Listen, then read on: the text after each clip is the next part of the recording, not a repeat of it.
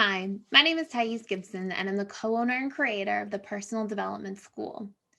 This is your daily breakthrough video, and in this video, I'm going to talk to you a little bit about what a dismissive avoidant can do if they find themselves really fearing commitment, but really loving the person they're with.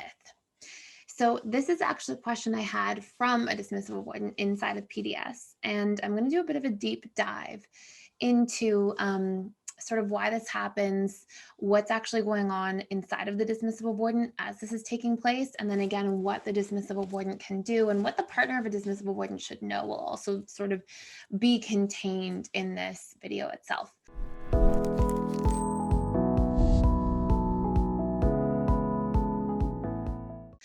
So before I dive into all of that, we have our 90-day challenge round two beginning March 1st.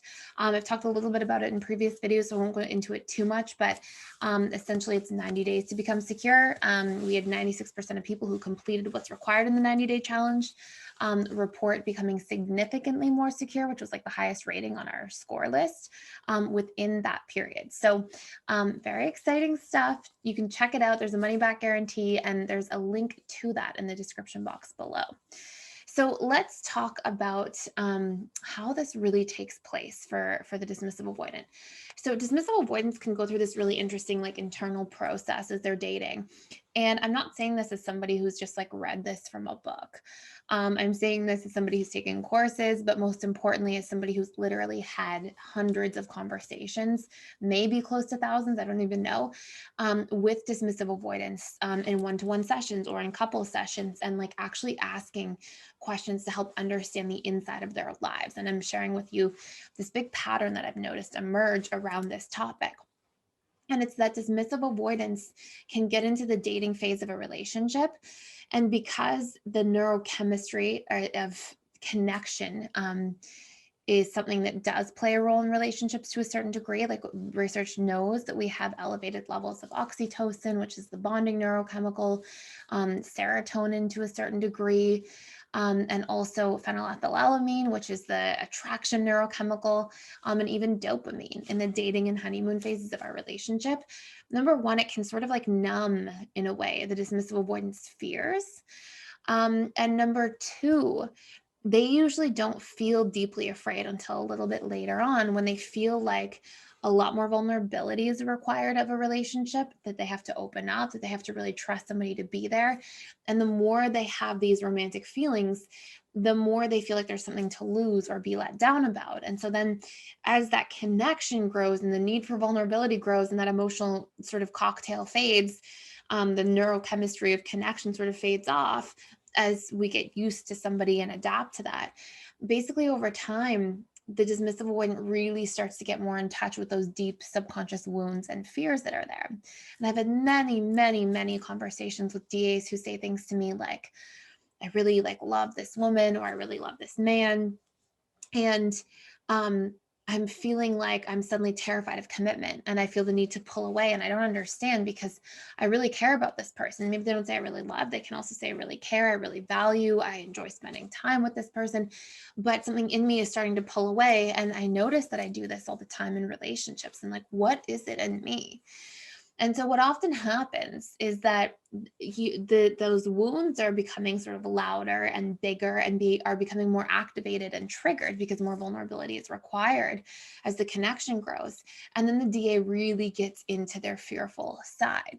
And as a result of that, they, as a subconscious strategy to protect themselves from those fears, from that vulnerability, from the terror that they've associated at a young age, as being vulnerable and feeling emotionally neglected or enmeshed and overwhelmed, it's through that the dismissive avoidant usually comes up and goes, oh my gosh, I need to pull away, I need to run away. And they have like a really strong flight response that can take place. So dismissive avoidants have often asked me, like, what do I do? How can I stop this from happening yet again in my life? And the answer is that now that you have that awareness, you have to get really specific as to what within me is causing me to need to pull away. What imprints, ideas, beliefs do I have at the subconscious level? And usually it's things like, for the DA, it's usually things like they're going to get to know me and then they're going to truly see me and find out something's wrong with me and reject me. And I'm going to feel like they see me in shame. I'm going to be vulnerable and I'm going to seem weak. I'm going to be vulnerable and I'm going to then get rejected because vulnerability is bad and unworthy of love. Vulnerability is unsafe as a whole.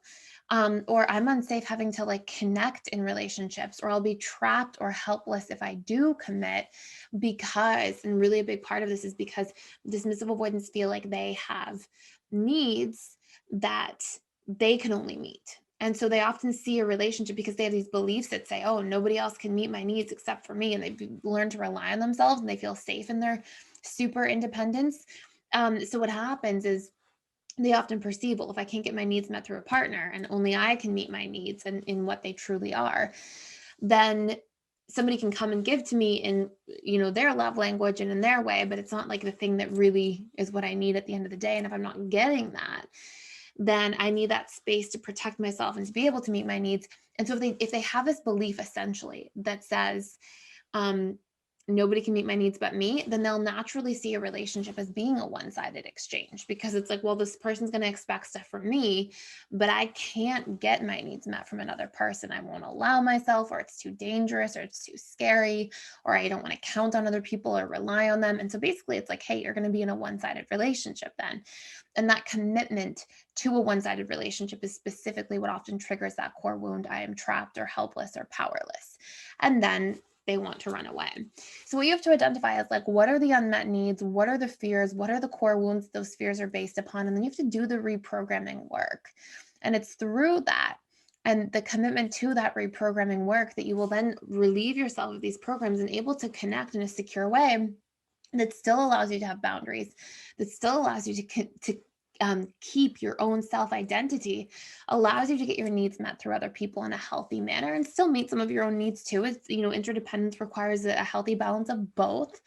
And then you won't have these anxiety ridden feelings that pop up all the time because of those core wounds being triggered, that then make you feel like you are trapped or helpless or unsafe, being vulnerable, or things like that.